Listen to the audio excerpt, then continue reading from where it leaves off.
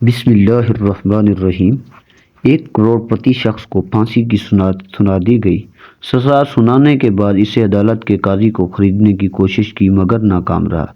صلح کرنے کی خاطر اس نے مقتول کے وارثوں کو بہت بڑی رقم کی آفر کی لیکن انہوں نے صلح نہ کی۔ آخرکار اس نے جیل کے بڑے جیلر سے کہا، اگر تم مجھے کسی طرح بھی اس پھانسی سے بچا لو تو میں تمہاری زندگی بدل دوں گا۔ میں تجھے 50 لاکھ روپے ادا کروں گا، اس کے علاوہ بچوں کی تعلیم کا خرچہ بھی میری طرف سے ہی ہوگا۔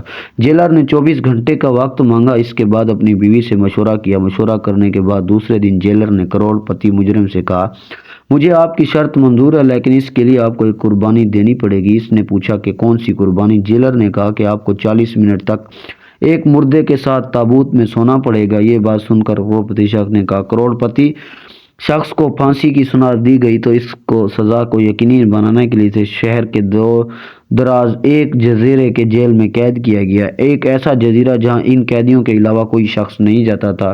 قیدی بھی وہیں لائے جاتے تھے جس کو موت کی سزا سنا دی جاتی تھی۔ اس دور دراز جزیرے میں لانے کا مقصد صرف یہی تھا کہ قیدی اپنی دولت یا سوراخ کا استعمال نہ کر سکے۔ مگر کروڑپتی اس جزیرے میں ہی اپنی قسمت آزمانے کا فیصلہ کیا اور اپنی دولت کا سہارا لیتے ہوئے اپنے آپ کو سزا سے بچانے کی کوشش کی۔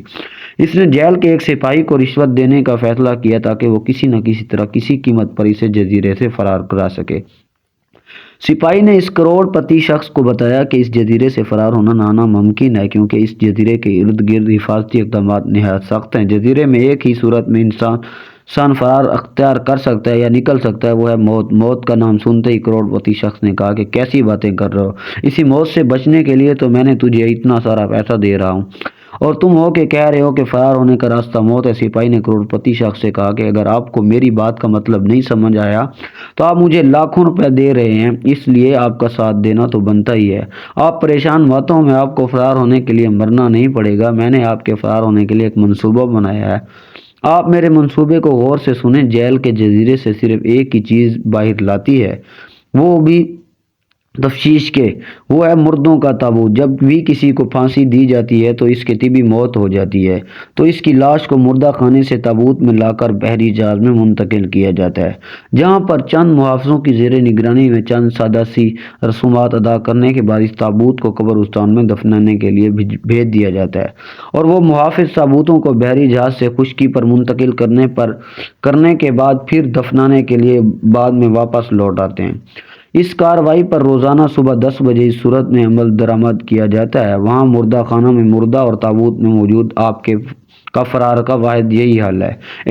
اختتامی لمحات میں آپ کسی طرح ایک تابوت میں کسی مردے کے ساتھ لیٹ جائیں، فرار کا یہی واحد راستہ ہے اور معمولی کارروائی کے اختتام پذیر ہوگی۔ بحری جہاز سے آپ کا زمین اور پھر زمین سے قبرستان پہنچ جائیں گے، وہاں سے جا کر تابوت کو دفن کر دیا جائے گا۔ جیسے ہی جیل کا عملہ وہاں سے واپسی کے لیے نکلا تو ہنگامی رخصت لے کر ادھر آدھے گھنٹے کے اندر اندر وہاں پہنچ کر آپ کو قبر اور تابوت سے باہر نکال لوں گا، پھر وہ آپ رقم دے کر جس پر ہم نے اتفاق کیا ہے، اس کے بعد چھٹی کا وقت ہونے طے ہے، واپس جیل چلا جاؤں گا اور آپ بھی غائب ہو جائیں گے۔ آپ کی گمشدگی کا ایک معمہ بن جائے گا جس کا کسی کو بھی پتہ نہیں چل سکے گا۔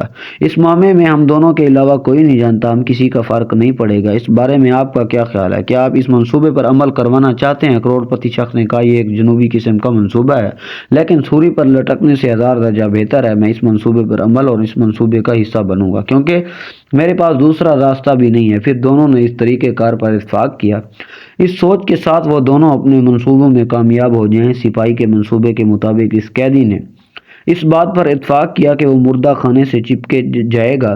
اگر وہ خوش قسمت رہا، وہاں کسی کو موت واقع ہو گئی تو وہ اپنے آپ کو بائیں طرف والے پہلے نمبر والے تابوت میں بند کر لے گا جس میں پہلے سے ہی ایک لاش موجود ہوگی۔ اگلے دن حسب منصوبہ سپاہی کے بتائے ہوئے راستے پر چلتے ہوئے وہ کروڑپتی شخص مردہ خانے کے اندر گھسنے میں کامیاب ہو گیا۔ وہاں مردہ خانے کے فرش پر وہ تابوت رکھے ہوئے تھے۔ پہلے وہ کسی مردے کے ساتھ تابوت میں لیٹنے کے لیے خیال سے ہی گھبرانے لگا۔ یہ ایک ایسا تجربہ تھا جو زندگی میں پہلی بار کر رہا تھا۔ یقیناً یہ ایک مشکل کام تھا لیکن ایک بار پھر زندہ رہنے کی امید سے اس عارضی خوف پر غالب آ گئی۔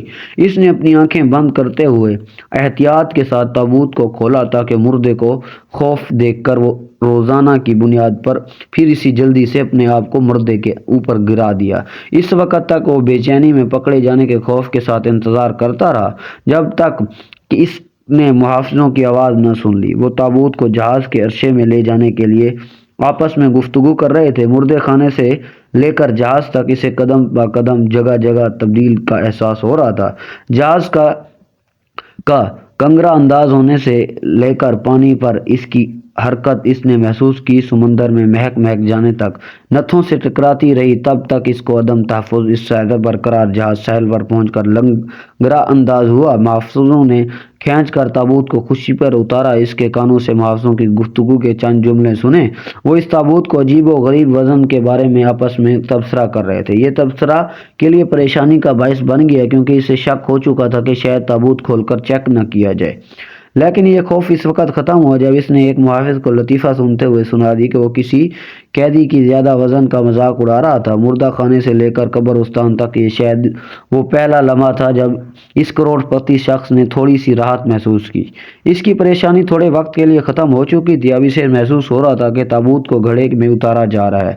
چند لمحے بعد اسے تابوت کے اوپر والی سطح پر مٹی بکھرنے کی آواز سنائی دی اور محافظوں کے بولنے کی آہستہ آہستہ کم ہوتے ہوئے ختم ہو رہی تھی کہ وہ ایک اندھیری قبر میں عجیب و غریب صورتحال سے دوچار تھا۔ اس کی دل کی کیفیت بہت ہی عجیب تھی کہ وہ ایک انسانی لاش کے ساتھ 3 میٹر گہرائی میں دفن تھا، اور وہ بھی زندہ۔ ہر گزرتے لمحے کے ساتھ ساتھ اس کے لیے سانس لینا مشکل ہوتا جا رہا تھا۔ اس نے دل ہی دل میں سوچا کہ اس سے سپاہی پر بھروسہ نہیں کرنا چاہیے تھا۔ وہ وقت گزرتا جا رہا ہے لیکن اس نے اپنے وعدے کو وفا نہ کیا اور وہ ابھی تک میری مدد کے لیے نہ پہنچ سکا۔ لیکن وہ یہ بات بھی جانتا تھا کہ دولت سے محبت بہت بڑی طاقت رکھتی ہے۔ انسان دولت کی چال میں کچھ بھی کرنے کو تیار ہو جاتا ہے۔ اس بات کا یقین تھا۔ وہ سپاہی مال و دولت کی ہوس میں اور اتنے پیسوں کی چاہ میں اس کی مدد کے لیے ضرور آئے گا۔ انتظار ہوتا جا رہا تھا، جسم پر پسینہ بہنے کا احساس یوں ہو رہا تھا جیسے اس کے جسم پر ہزاروں چونٹیاں آہستہ آہستہ رینگ رہی ہوں۔ اس کی سانسیں تیز ہو رہی تھی اور حبس کی وجہ سے اس کا دم گھٹ رہا تھا۔ خود کو مطمئن کرنے کے لیے اس نے خود سے باتیں کرنا شروع کر دی۔ وہ خود سے کہہ رہا تھا، بس 10 منٹ کا مزید انتظار کر لو، اس کے بعد سب کچھ ٹھیک ہو جائے گا اور پھر سے آزاد فضاؤں میں سانس لینے کے قابل ہو سکے گا۔ انسان وقت کے باعث گھانسنا پڑنا مزید 10 منٹ بھی گزر گئے۔ اس نے دل میں سوچا کہ قبر کی آکسیجن ختم ہونے والی ہے، لیکن وہ سپاہی ابھی تک میری مدد کے لیے کیوں نہیں آیا؟ وہ یہی سوچ رہا تھا کہ اسے دور سے کسی قدموں کی آہٹ سنائی دی اور ان آوازوں کی بدولت اس کی نبض تیز ہو چکی تھی۔ اس نے خود سے کہا کہ یہ ضرور وہی سپاہی ہوگا، لیکن اس کی مایوسی میں اس وقت اضافہ ہوا جب آواز کے قریب ہو کر کم ہو گئی۔ اسے محسوس ہوا کہ اسے میسٹیریا کا دورہ پڑنے والا ہے۔ اسے محسوس ہونے لگا کہ اس کے نیچے والی لاش حرکت کر رہی ہے اور اس کی بے بسی پر طنز کر رہی ہے۔ اچانک سے اسے یاد آیا کہ جیب میں ماچس کی ڈبیا ہے۔ اس نے ڈبیا سے وہ ماچس کی تیلی سے سلگا اپنی کلائی پر باندھ کر گھڑی پر ٹائم دیکھ سکتا ہے۔ سپاہی کے وعدے کے مطابق کتنا وقت گزر چکا تھا، کتنا باقی ہے، اس کی بات کی امید تھی کہ سپاہی کے بتائے گئے وقت میں بھی ابھی کچھ ٹائم باقی ہے۔ جب اس نے ماچس کی تیلی سے سلگائی تو آکسیجن کی کمی کی بدولت تھوڑی سی مدھم سی روشنی آئی اور شعلے کو گھڑی کے قریب لا کر اس نے دیکھا تو پتہ چلا کہ یہ 45 منٹ سے زیادہ کا وقت گزر چکا ہے۔ وہ دیکھ کر خوف زدہ ہو گیا۔ مدھم سی روشنی اسے محسوس ہوا کہ چہرے مردے کے چہرے کے بالکل قریب ہے۔ اس نے خود سے ہی سوال کیا کہ مردے شخص کا چہرہ دیکھنا کیا اسے مزید خوف زدہ کرے گا؟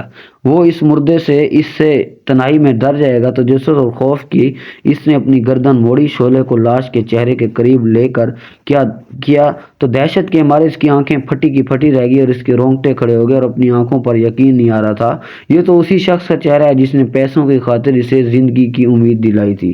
یہ اسی سپاہی کی لاش تھی جسے امید کی بدولت اس نے اپنے آپ کو زندہ تابوت میں دفن کیا تھا۔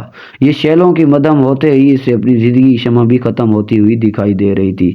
اس بات کا یقین ہو رہا تھا کہ دولت اس کا مال ہے، اس کا کوئی کام نہ آ سکا اور اس کا بات کا قائل ہو چکا تھا کہ تقدیر کا مقابلہ نہیں کر سکتا۔ انسان کو جب مال و دولت سے جسمانی طاقت میسر ہوتی ہے تو وہ سمجھتا ہے کہ وہ اس دنیا کا طاقتور شخص ہے۔ کوئی اس کا مقابلہ نہیں کر سکتا، نہ ہی اس کا کچھ بگاڑ سکتا ہے۔ اس کے پاس اتنی دولت ہے کہ وہ کسی نہ کسی کو بھی خرید سکتا ہے، لیکن انسان کی زندگی میں ایسے لمحات ضرور آتے ہیں جب وہ بے بس ہو جاتا ہے۔ اس بات کا اسے یقین ہو جاتا ہے کہ اس کی دولت کام آنے والی نہیں ہے، اس کی اولاد اور اس کا مال اس کے لیے اجنبی ہو چکے ہیں۔ اب ایک ہی چیز اس کے کام آئے گی اور وہ ہے نیک اعمال، جس کی بدولت وہ عذاب الہی سے بچ سکتا ہے۔ خدا سے مانگو وہ ہے ہمیں نیک کاموں میں توفیق دے اور برائی سے بچائے، آمین ثم آمین۔ دوستو اس طرح کی مزید ویڈیوز کے لیے ہمارے YouTube چینل کو ضرور سبسکرائب کریں۔ جزاک اللہ۔